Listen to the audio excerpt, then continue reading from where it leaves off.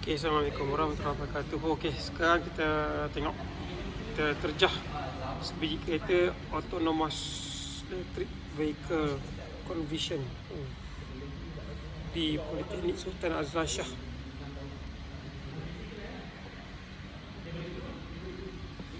Okay, ni dia setup lah.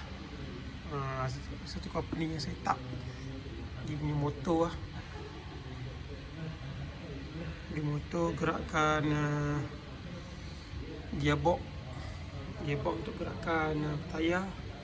Dekat sini kita ada high voltage contractor box.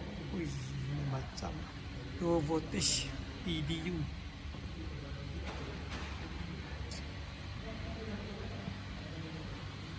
So kereta autonomous buka sendiri ni. Ui, sensor. Sini kita tengok dalam dia macam mana. State of charge. So ada juga untuk ya, sebab dia pakai heavy vehicle voltage lah.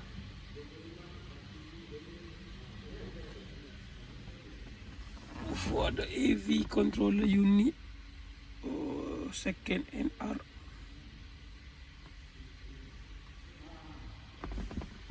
System off, system on.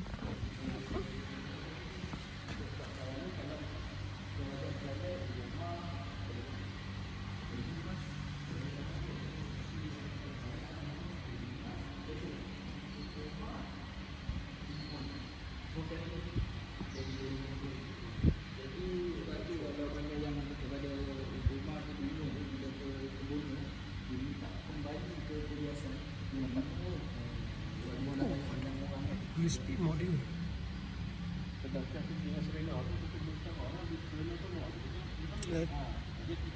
Vehicle control unit.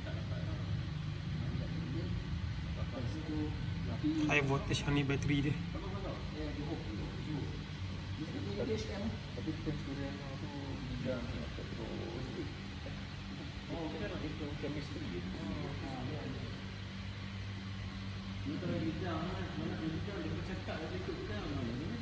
Ada yang ikut bidang, ada yang tak kena ikut bidang.